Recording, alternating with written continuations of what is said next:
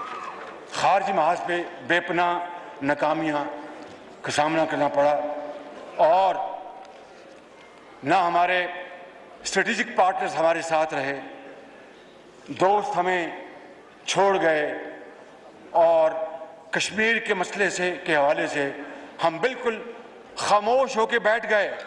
जनाब स्पीकर, किसी को कोई शक नहीं होना चाहिए कि चीन पाकिस्तान का एक वफादार, काबिल एतमाद और अमन और दुख और सुख का साथी है। चीन ने पाकिस्तान का न सिर्फ इक़्तिसादी हवाले से हमेशा साथ दिया बल्कि इंटरनेशनल फोरम पर हमेशा हमारा साथ दिया और पाकिस्तान को हमेशा अपना एक हमसाया दोस्त जाना।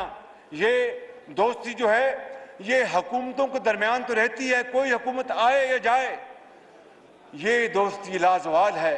क्यों कि ये दोनों ममालिक के अवाम के दिलों में बसती है।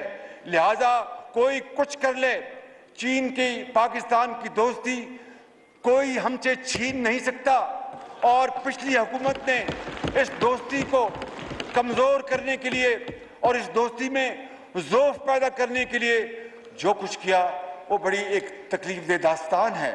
बतौर एक पाकिस्तानी और बतौर हम सब पाकिस्तानी इस बात पे हमें बहुत अफसोस है कि इस हुकूमत ने क्यों इस तरह का काम किया कि जिससे कि पाकिस्तान का दरीना दोस्त हमसे दूर हो जाए।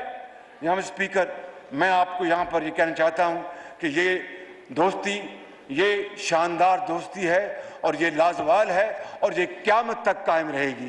कहा कोई कुछ कर ले, ये क़यामत तक कायम रहेगी। और मैं आपको बड़ी आजिज़ी के साथ ये यकीन दिलाता हूँ अपने साथियों के साथ और उनके भरपूर तावन और दोस्ती के साथ और सपोर्ट के साथ कि हम CPEC को इंशाअल्लाह अब पाकिस्तान स्पीड से चलाएंगे, आगे चलाएंगे, बढ़ाएंगे और अजीम करेंगे।